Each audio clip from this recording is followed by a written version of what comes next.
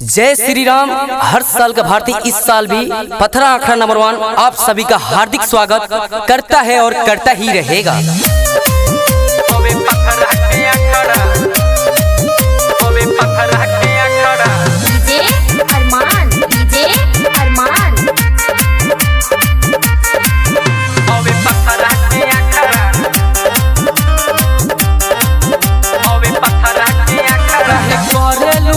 तू न खड़ा होवे पत्थर के अखाड़ा,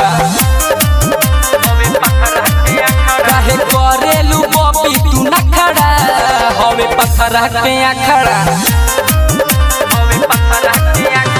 नाचे में काहे तू करतारू शरम, देखी सामान तोहर माथा होला गरम। ढेर बोलबू त फाड़ दे हम कपड़ा, होवे पत्थर के अखाड़ा। काहे करेलू बॉबी तू न खड़ा होवे पत्थर के अखाड़ा।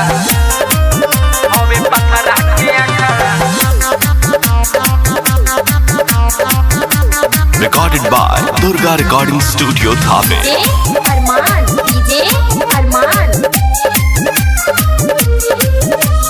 फूलल फूलन तोहर धके हम फोरम करम बरिया रे आज चुम्मा लेके छोड़े। फूलल फूलन तोहर धके हम फोरम करम बरिया रे आज चुम्मा लेके छोड़े। आज हमर बना दो तू जतरा होवे पत्थर के अखाड़ा। कभी करेलू काहे तू न खड़ा होवे पत्थर के अखाड़ा।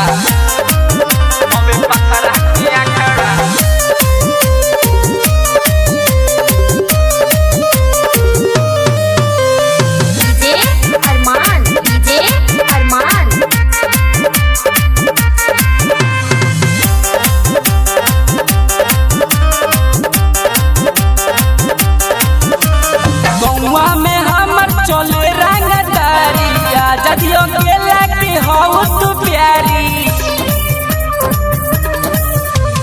गौवा में हमर चले रंगदारी, अमन सूरज के तू हो तू प्यारी।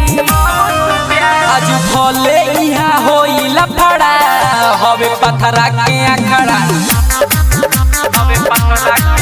बबी करेलू काहे तू न खड़ा होवे पत्थर के अखाड़ा। Recorded by Durga Recording Studio Thane।